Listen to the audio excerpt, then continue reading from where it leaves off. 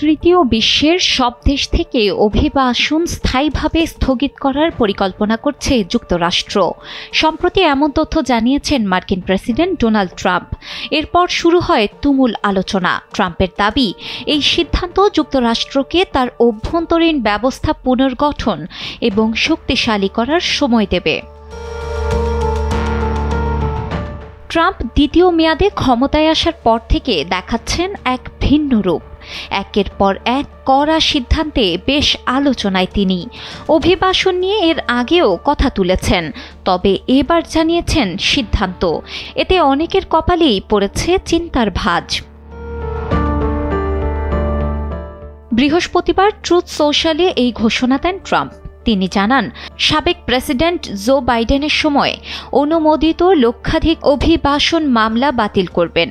বাইডেনের অটোপেন দিয়ে সই করা অনুমোদনগুলিও রদ করা হবে।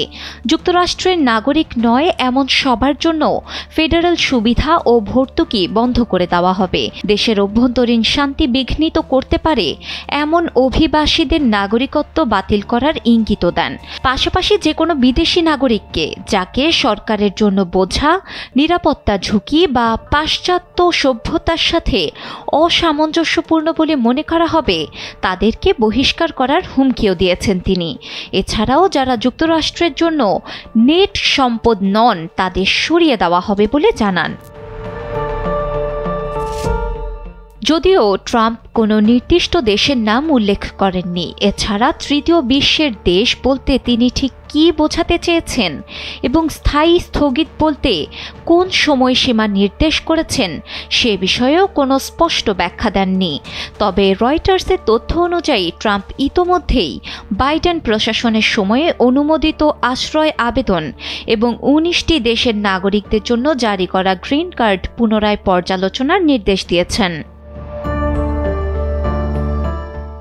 সম্প্রতি ওয়াশিংটনে আফগানিস্তান থেকে আসা এক অভিবাসীর গুলিবর্ষণের ঘটনায় একজন মার্কিন ন্যাশনাল গার্ড সদস্য নিহত ও আরেকজন আহত হয়েছেন। আর এই ঘটনার পর এমন বক্তব্য রাখেন ট্রাম্প। এরপর থেকে আলোচনা তুঙ্গে, কেননা বলা হচ্ছে অভিযুক্ত বন্দুকধারীকে চলতি বছরই ট্রাম্প প্রশাসন আশ্রয় দিয়েছিল। শিলা ইসলাম, সময়ের আলো।